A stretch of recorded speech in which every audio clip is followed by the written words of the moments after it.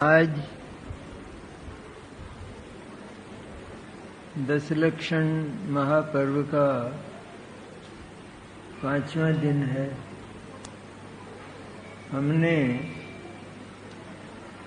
पिछले दिनों में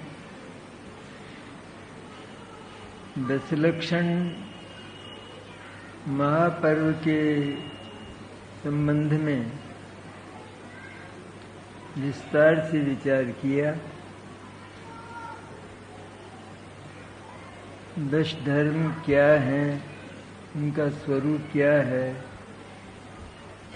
इत्यादि, और उसके साथ में एक बहुत महत्वपूर्ण विषय कि जो तत्वज्ञान के पहले और तत्वज्ञान के साथ होने वाली जो विशुद्धि है, जो शुभोपयोग है,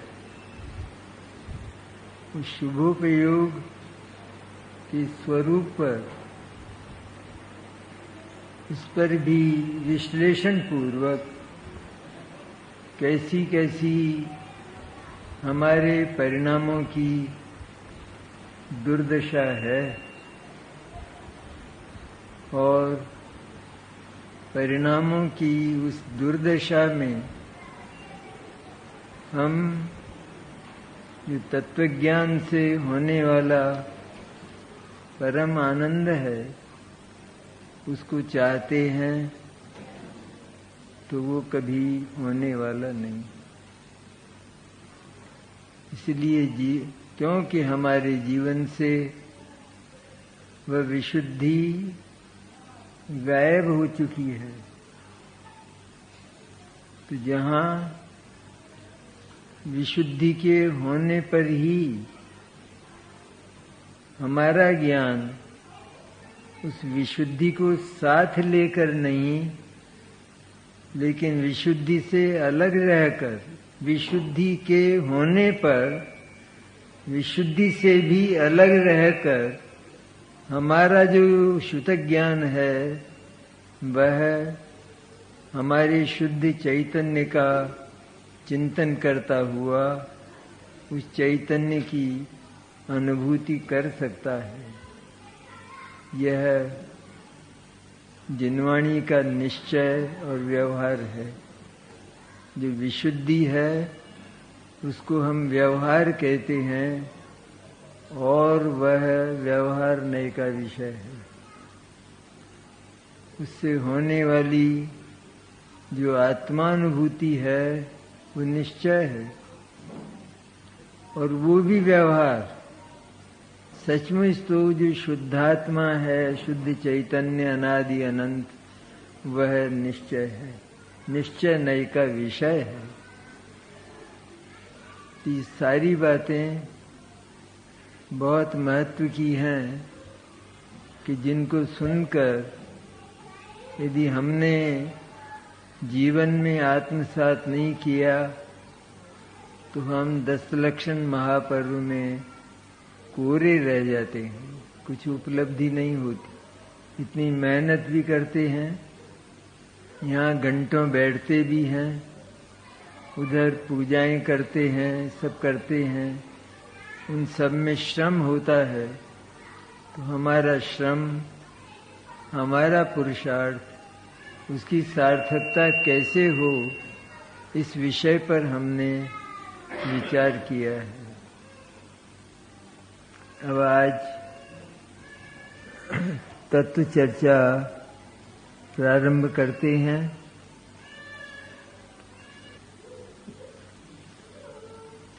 आज की चर्चा का ये पहला प्रश्न है, पर्यूषण का अर्थ क्या? पर्यूषण कहने में दोष क्या है, ये समझाएं। वैसे तो पर्यूषण के अर्थ से हमें कोई मतलब होना नहीं चाहिए, क्योंकि उसका हमारे यहाँ कोई अस्तित्व नहीं है। एक बात। दूसरी बात कि वो कल्पित है। असली जो पर्व है, ये जो भाद्रपद में आते हैं 10 दिन के लिए, जिनको हम 10 लक्षण कहते हैं, यही असली अनादि अनंत पर्व हैं। ये आज के नहीं, कल के नहीं, कभी शुरू हुए नहीं, कभी इनका अंत होगा नहीं। ये अनादि अनंत पर्व हैं। अनादि अनंत हमारे आध्यात्मिक त्योहार हैं। ये आध्यात्मिक त्योहार कभी पैदा नहीं हुए और समाप्त होने वाले नहीं हैं, इसलिए यही हमारे पर्व हैं।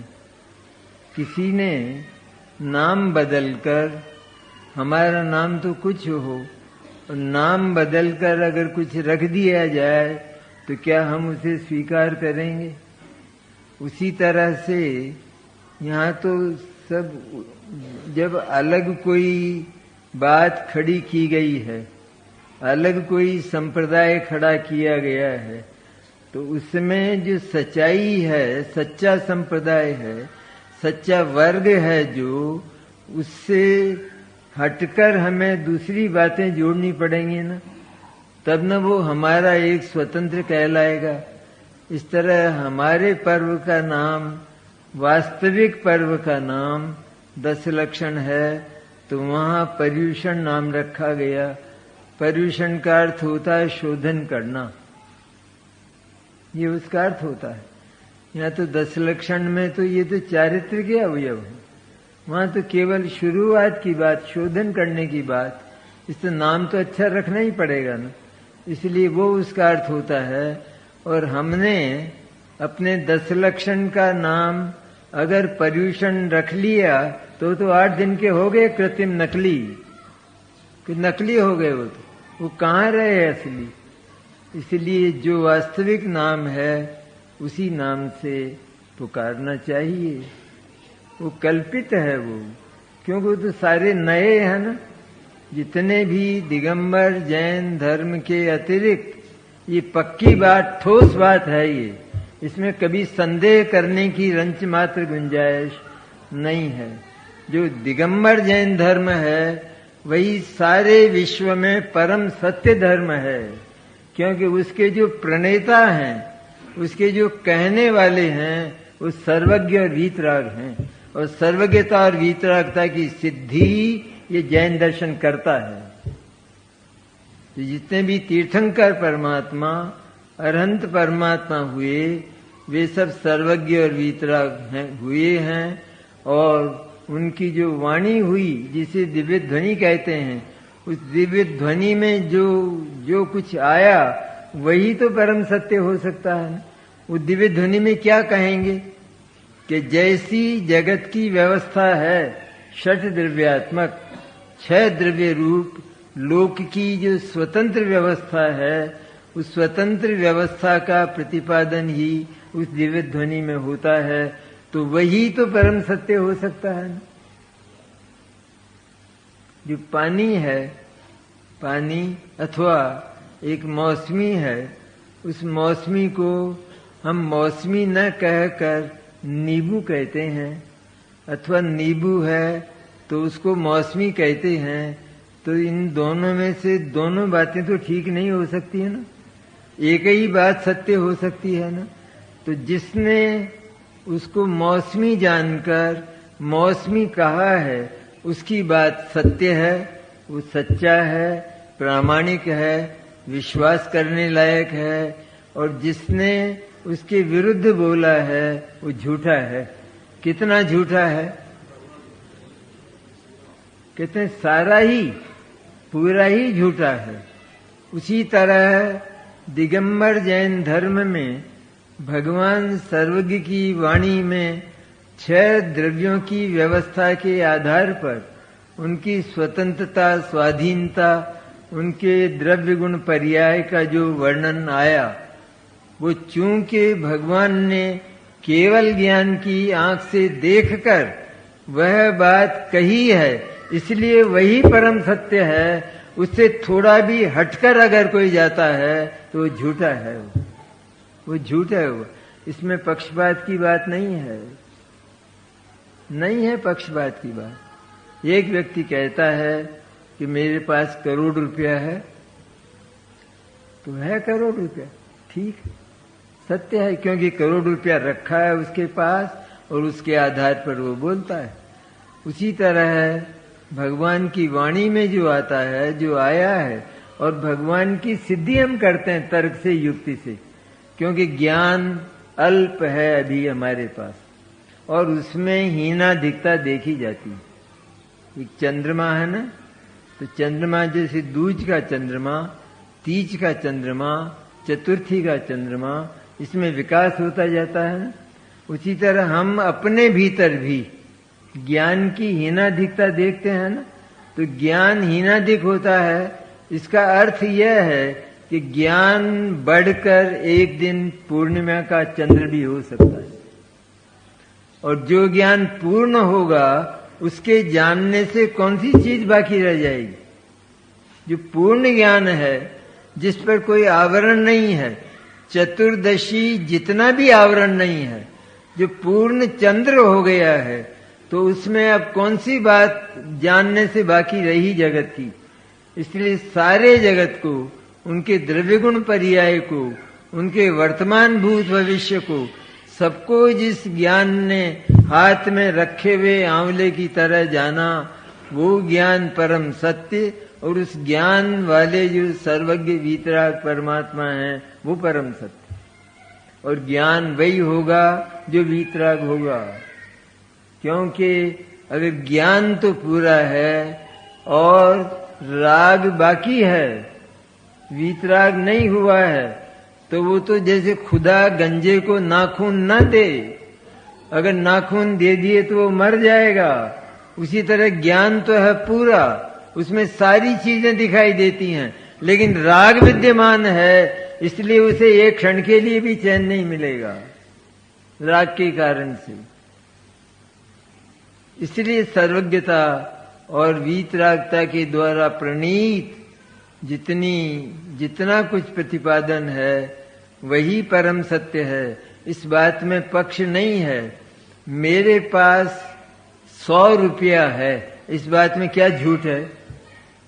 और इसमें अभिमान का क्या प्रश्न? अभिमान है ही नहीं मेरे को, मैं अभिमान से बात करता ही नहीं हूं। मेरी जेब में 100 रुपया है, इसमें क्या झगड़ा है? उसी तरह कहते हैं दिगंबर धर्म ही सच्चा है। भाई सच्चा इसलिए है ना कि वो मौसमी को मौसमी कहता है, नींबू को नींबू कहता है। इसमें कहां अभिमान और कहां झगड़े की बात है?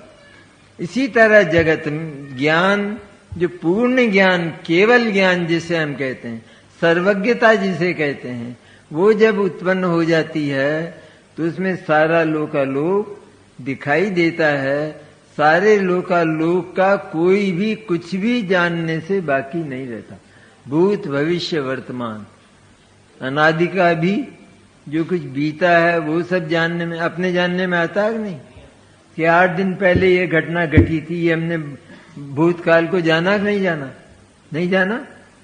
8 दिन पहले ये घटना घटी थी, ये बात हमारे ज्ञान में है या नहीं? तो हमारा ज्ञान तो छोटा है। तो छोटा ज्ञान अगर इतना जान सकता है, तो जो ज्ञान पूर्ण है वो सारे भूत को क्यों नहीं जानेगा?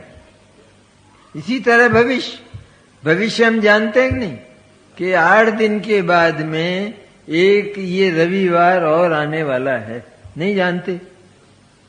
आएगा ना, एक सप्ताह में ये आएगा या नहीं आएगा? आएगा। तो ये बात हमने भविष्य की जानी कि नहीं जानी?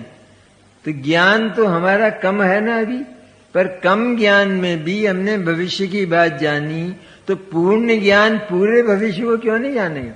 और भविष्य होता है अनंत, इसलिए वो ज्ञान भी अनंत को जानता है। इस तरह अनादि अनंत को जानने वाला सर्वज्ञ परमात्मा का ज्ञान होता है, वही सत्य हो सकता है जिसमें राग नहीं है। राग में पक्ष होता है, पक्ष में असत्य बोला जाता है। इसलिए राग की आवश्यकता नहीं है। इसलिए पहले वीतरागता होती है और फिर सर्वज्ञता होती है। 12वें गुण स्थान में वीतरागता होती है और 13वें गुण स्थान में सर्वज्ञता होती है। कितना बढ़िया क्रम है। अगर पहले केवल ज्ञान हो जाए और राग बाकी रह जाए तो कितना दुखी होगा वो जीव। तो कितना सुंदर क्रम है वैज्ञानिक, कि वैज्ञानिक क्रम पहले राग जाता है और इसके बाद ज्ञान की जो अल्पज्ञता है वो समाप्त होकर ज्ञान पूर्ण हो जाता है। इसलिए हमें पर्यूषण की आवश्यकता बिल्कुल नहीं है, क्योंकि वो तो नई चली हुई चीज है। सत्य कभी नया नहीं होता, सत्य तो अनादि होता है, पुरातन होता है। सूर्य का उदय पूर्व में होता है, वही होता है और वही होता रहेगा अनादि से। एक ही बात सत्य है कि इतना अभिमान करते हो कि वो पहले भी पूर्व में उदित हुआ है और आगे भी पूर्व में उदित होगा। इतना अभिमान करते हो, अभिमान नहीं करते, परम सत्य कहते, एकदम सत्य कहते। अभिमान की बात इसमें नहीं है, क्योंकि वस्तु व्यवस्था के आधार पर हम बोलते हैं। हम यदि वस्तु व्यवस्था से विपरीत बोले तो अभिमान होगा। अभिमान कब होता है? क्या धनादि को हम अपना मान लेते हैं कि जो हमारे नहीं है, उनको जब हम अपना मान लेते हैं तो अभिमान होता है। और जब धनादि को अपना मानते ही नहीं तो अभिमान कहां से होगा? तब हम ये तो कहेंगे कि इतना धन है किसी के पास, अथवा इतना धन है मेरे पास, लेकिन मेरा नहीं, वास्तव में मेरा उससे संबंध नहीं, तो अभिमान कहां हुआ? है इतना मेरे पास, ये सत्य है। इसलिए दिगंबर जैन दर्शन जो सर्वज्ञ प्रणीत सर्वज्ञ परमात्मा का कहा हुआ, बनाया हुआ नहीं, हम बनाया हुआ मानते हैं। हमें यह भी प्रश्न होता होगा कि दिगंबर धर्म का जन्म कब हुआ? तो इसका अर्थ यही हुआ कि सूरज पूरब में कब से उदित होने लगा, यही हुआ ना। तो सत्य भी नया होता है क्या? मिश्री कब से मीठी हुई? अनादि मीठी है और अनंत मीठी है। इस तरह जिसे दिगंबर वैसे सारी सृष्टि दिगंबर है। ये धर्म का नाम दिगंबर कहा गया है और इसे एक संप्रदाय मान लिया गया, लेकिन ये संप्रदाय नहीं है, ये तो परम सत्य है। संप्रदाय में तो पक्ष की बुद्धि होती है संप्रदाय में, ये संप्रदाय नहीं, ये सत्य है। इसमें सत्य ही सत्य है, सर्वत्र सब जगह सत्य ही सत्य है। इसलिए ये संप्रदाय नहीं है, ये कोई बाड़ा नहीं है, ये कोई जाति नहीं है, लेकिन वास्तव में यह तो वस्तु व्यवस्था का प्रतिपादन करने वाली वाणी और ज्ञान है। इसलिए ये परम सत्य है। तुम अपनी बात को सत्य कहते हो, 2 और 2 4 कहते हो कि हाँ मैं ठीक कहता हूं, 2 और 2, इतना अभिमान कि 2 और 2 4 होते हैं। फिर बोलना जरा कि हाँ 2 और 2 4 होते हैं, कि इतना अभिमान कि अपनी बात पर अड़े हो।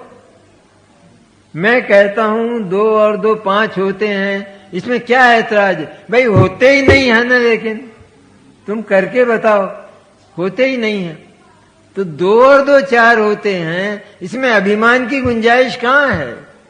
इसी तरह जगत में जीव पुद्गल धर्म आकाश काल 6 द्रव्य हैं, उनके द्रव्य गुण पर्याय हैं, उनकी अनेक अनेक और भी उनके गुण और अविभाग प्रतिच्छेद हैं। इनको केवल ज्ञान पूरा का पूरा जानता है। केवल ज्ञान माने पूर्ण ज्ञान, सर्वज्ञता, वो पूरा का पूरा जानता है। इसलिए परम सत्यता, परम सत्यता, परम सत्यता कहीं दूसरी जगह तलाश करने मत जाना।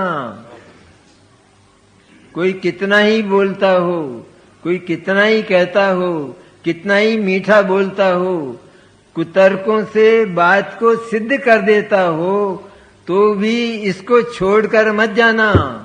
ऐसा आगम में लिखा है कि आगम में ऐसा लिखा है कि दुर्जनों के द्वारा, मिथ्यावादियों के द्वारा अगर इस दर्शन की, इस धर्म की निंदा भी हो तो इसे छोड़ मत देना, वरना तुम्हारा मोक्ष चला जाएगा, मोक्ष मार्ग चला जाएगा, सुख से वंचित रह जाओगे सदा के लिए। इसलिए भले ही निंदा हो, निंदा प्रशंसा तो चलती रहेगी अज्ञान लोक में। तो ये होते हुए भी उस निंदा को देखकर इस धर्म का परित्याग मत कर देना और अधिक चिंतन में उतरना और इसकी सत्यता पर विश्वास करके गौरव करना। इस तरह पहले इस पर श्रद्धा हो ना, असल में तो सच्चे देव शास्त्र गुरु पर, सच्चे देव शास्त्र गुरु और सच्चे देव शास्त्र गुरु के द्वारा कहा हुआ ये प्रतिपादन, ये धर्म, इस पर श्रद्धा हो, अर्थात आत्मा पर श्रद्धा हो, चैतन्य पर श्रद्धा हो, तब वास्तव में हमें इसकी सत्यता प्रमाणित होगी। जहां पर आत्मा का स्वरूप ही सत्य नहीं कहा गया, जो बात नई चली है, नई नई, सत्य भी नया होता है। बताओ कोई चीज ऐसी कि जो नई होती हो। अरे उसकी पर्यायें बदलती होंगी लेकिन वस्तु तो अनादि है ना, बदलती होंगी पर्यायें, लेकिन नया बताओ, कोई नया पदार्थ बताओ कि जगत में जितने अनंत पदार्थ हैं उनमें एक भी नया नहीं है, सब अनादि हैं सारे के सारे। पर्यायें बदलती रहती हैं, आती जाती रहती हैं, कोई नया नहीं है, इसलिए सब अनादि अनंत हैं। हमारे यहाँ नया कुछ नहीं है, नया होता ही नहीं। इसलिए वाणी अनादि काल से इस षट द्रव्यात्मक छह द्रव्य रूप व्यवस्था पर ही बोलती आई है और अनंत काल तक ये सर्वज्ञ परमात्मा होते रहेंगे। सबसे पहले सर्वज्ञ कौन से हुए? ऐसा होता नहीं है। सर्वज्ञ भी तब बनते हैं जब पहले अल्पज्ञ होते हैं, जब पहले मनुष्य तिर्यंच देव और नार की किसी गति में होते हैं और वहां उन्हें सद्गुरु की देशना शुद्धात्मा का प्रतिपादन करती हुई मिलती है। ये देशना हर एक को सर्वज्ञ कैसे बना जाता है कि सबसे पहले किसी भी गति में जब इस लायक हो, सैनी पंचेंद्री हो, तो सच्चे गुरु की देशना, सच्चे गुरु का उपदेश शुद्ध चैतन्य तत्व पर मिलता है, जिसको वो भूला हुआ है अनादिकाल से। तब उसे उसका बोध होता है और तब वो शुद्ध चैतन्य की आराधना करता हुआ, मोक्ष मार्ग पर लगता हुआ, अपने रत्नत्रय धर्म को बढ़ाता हुआ स्वयं सर्वज्ञ परमात्मा बनता है। तो सबसे पहले सर्वज्ञ कौन होंगे? बनते तो ऐसे सर्वज्ञ, बना तो ऐसे जाता। सबसे पहले कौन से हुए? तो सबसे पहले कोई सर्वज्ञ हो गए तो उनको देशना देने वाला तो बताओ। वैसे बिना देशना के, बिना उपदेश के तो होते ही नहीं। और फिर वो जो देशना देने वाला है वो सर्वज्ञ बने तो वो उनको पहला सर्वज्ञ मान लें। कहते हैं उनको देशना देने वाले बताओ ना, कौन हुआ सबसे पहले? बीज हुआ या वृक्ष हुआ? कौन सबसे पहले हुआ? कौन हुआ सबसे पहला प्रोफेसर? बताओ, सबसे पहला दुनिया का प्रोफेसर। कहते हैं प्रोफेसर पहले शिष्य होता है, उसका कोई प्रोफेसर होता है, और उस प्रोफेसर का भी कोई प्रोफेसर होता है और वो शिष्य होता है। तो कौन होता है? इसलिए है ही नहीं, प्रथम है ही नहीं कोई। प्रथम सर्वज्ञ परमात्मा अनंत कोई हुए हो ऐसे नहीं, अनादि हैं और अनंत काल तक होते रहेंगे। अनादि काल से जीव 608 जीव निगोद से निकलकर मोक्ष जाते रहे हैं 6 महीने में, और अनंत काल तक यही संख्या, यही नियम अनंत काल तक चलता रहेगा। ये बात भी तो सर्वज्ञ ही कह सकता है, कौन कहेगा ये बात? ऐरा गहरा गली कुचे का कोई व्यक्ति कहेगा ये बात? आलू में अनंत जीव होते हैं, ये कहेगा कौन? जो जानता ही नहीं, जिसको दिखता ही नहीं, वो कैसे बोलेगा? वो कैसे बोल सकता है? इसलिए सर्वज्ञ का विश्वास।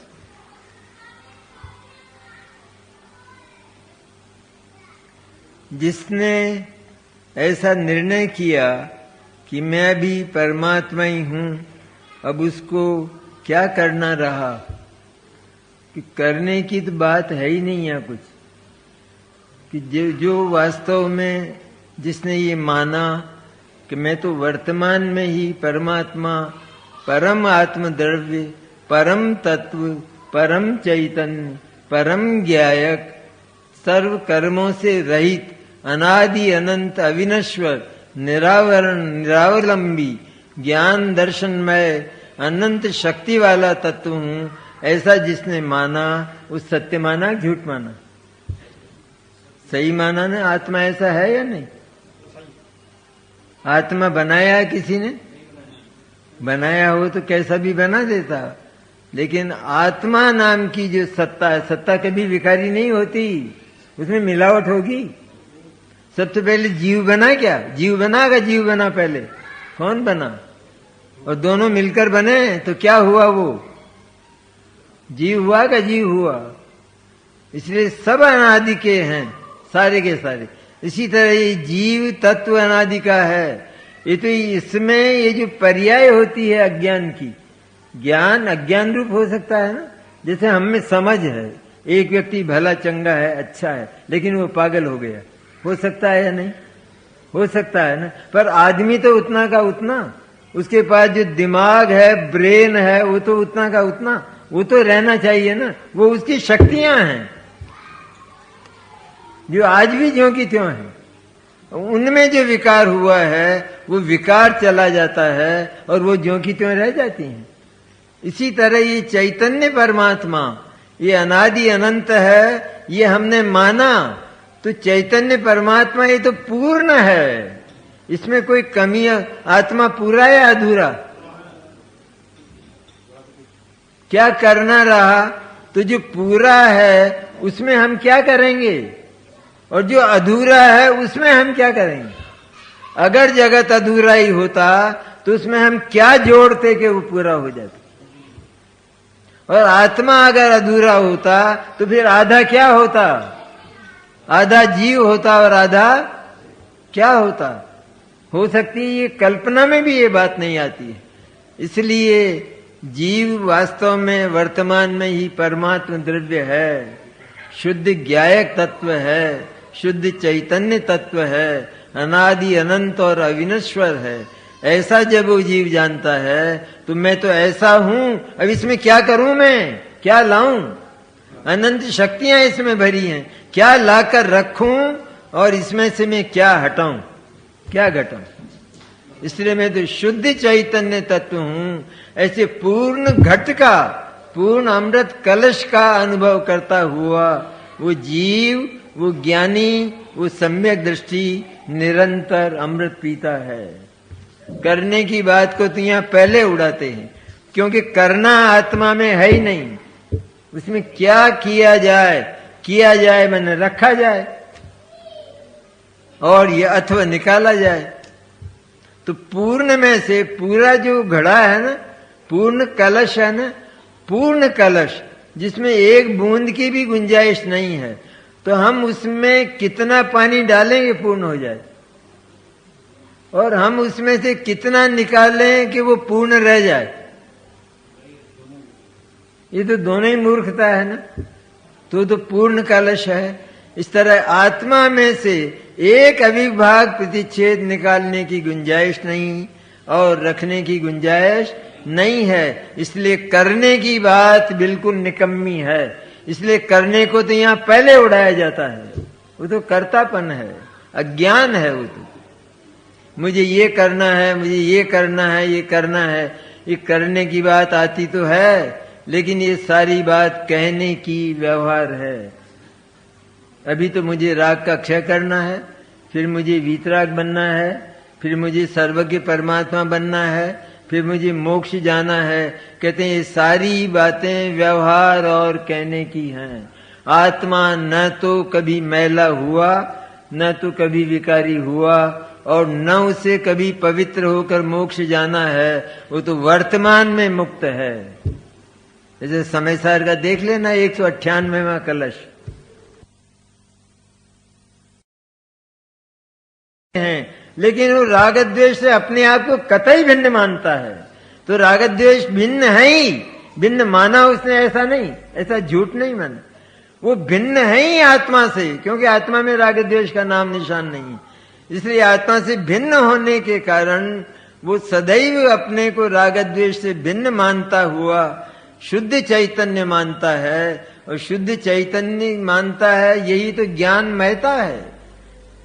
ज्ञान से जाना न कि शुद्ध चैतन्य हूं, इसलिए उसके सारे भाव उस शुद्ध चैतन्य से उठते हैं, वहां से उठते हैं उसके सारे भाव, ज्ञानमय होते हैं। भले ही वो लड़ाई झगड़ा करता हुआ दिखाई दे, वे तो राग द्वेष के परिणाम हैं, उनको उसने अलग ही जान लिया है। वो उस समय भी अपने आप को शुद्ध चैतन्य मानता है, और शुद्ध चैतन्य की ज्ञानमय धारा उस समय भी बह रही है, टूटी नहीं है, कि टूटी नहीं है। इतना बड़ा खारा समुद्र होता है ना, खारा पानी होता है ना, उसमें मीठे पानी की धारा बहती है कि नहीं? और वहां लोग, जहाज वाले लोग पानी भरते हैं या नहीं भरते उस मीठे? तो इतने बड़े खारे समुद्र में मीठे पानी की स्वतंत्र धारा वो क्षार जल के साथ नहीं मिलती है, और वो पीने लायक होती है, पीते हैं उसे। इसी तरह इस शुद्ध चैतन्य तत्व जो राग द्वेष मोह से पीड़ित रहा, अब मोह राग द्वेष इसने अपने से अलग मान लिए, क्योंकि अलग थे। ये तो शुद्ध चैतन्य था, तो इसने उनको अलग माना, तो अलग ही थे असल में, तो अलग माना, ये परम सत्य हुआ, ये सम्यक ज्ञान हुआ। तो अलग मान लिया, अब इसको राग द्वेष होते दिखाई दे रहे हैं, लेकिन इसको नहीं होते, क्योंकि इसने तो अलग थे और अलग माना ना। शरीर अलग था और अलग माना, इसका नाम सम्यक ज्ञान है या नहीं? इसी तरह राग द्वेष मोह शुद्ध चैतन्य के स्वरूप से न्यारे थे, इसने भी न्यारा जाना और शुद्ध चैतन्य को अलग जाना, तो ये सम्यक ज्ञान हुआ कि नहीं हुआ? तो ये सम्यक ज्ञान भरत बाहुबली को था या नहीं था? उस समय मीठे पानी की ये धारा चलती थी कि नहीं चलती थी? कैसे होता होगा, क्या होता होगा? ये तो पक्षपात है, ये तो ज्ञानियों ने पक्षपात किया है उनको अपने में मिलाने के लिए, अपनी जाति बढ़ाने के लिए। पक्षपात नहीं है, परम सत्य है। ज्ञानी को राग होता ही नहीं।